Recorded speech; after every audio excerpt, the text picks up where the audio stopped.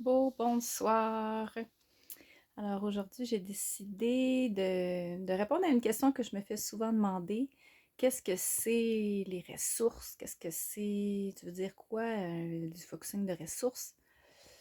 Euh, bien, pour moi, les ressources, dans mon expérience, c'est vraiment d'aller connecter directement à notre essence véritable, à notre nature profonde, à travers différentes portes qu'on peut prendre. Donc, pour les personnes qui ont déjà vécu des foxés, on commence souvent en invitant quelque chose qui se passe en nous, comme, ou en invitant que ce soit une sensation, une émotion, ou qu'on ait une intention d'aller comme offrir de l'empathie à quelque chose qui se vit en nous.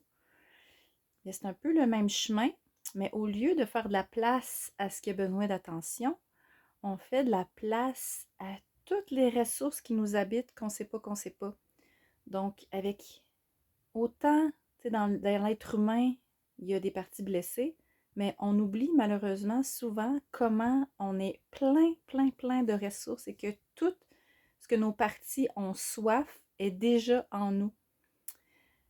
Et on l'oublie parce que justement, on a été comme tellement, c'est tellement gros les blessures qu'on a vécues, puis on est tellement, notre notre système, il s'est comme identifié à tout ça, qu'on oublie toutes les ressources qui sont disponibles en nous.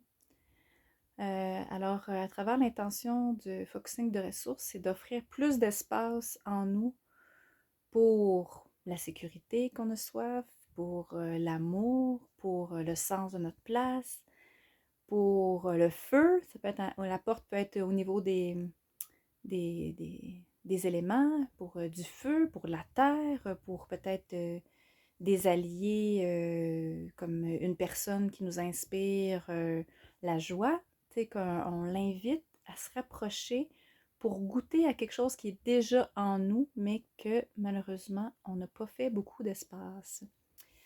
Alors moi, ce que je me rends compte, c'est que c'est prioritaire dans notre chemin d'épanouissement de connecter avec ça en même temps qu'on offre aussi de la place à ce qui a besoin d'attention, mais sans que ça soit, tu sais, on n'est pas obligé d'aller dans un ou l'autre, on peut aussi offrir de la place à tout ça en même temps. Et c'est évidemment plus complexe, donc je prendrai plus de temps de vous expliquer tout ça et surtout de vous faire vivre des expériences live, des expériences accompagnées avec des guidances, mais des expériences aussi, des pratiques qu'on peut faire à deux avec des partenaires, qu'on peut faire avec le soutien de la communauté, de la nature. Donc, c'est un peu l'invitation que je fais quand je vous offre des ateliers de focusing de ressources. Et d'ailleurs, j'ai une amie, très bonne amie, qui pratique le focusing depuis, je pense, 2 ans, et puis qui me disait, moi, je ne sais pas comment faire pour vivre le focusing de ressources, puis elle m'a demandé d'aller offrir ça chez elle à Granby, et ça va avoir lieu le 4 février à Granby. Je vais mettre l'événement dans les commentaires.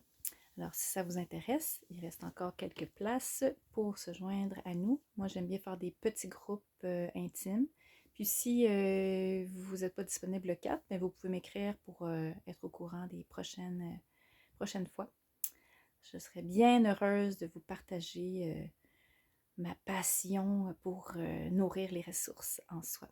Alors, bon chemin à vous. Au revoir!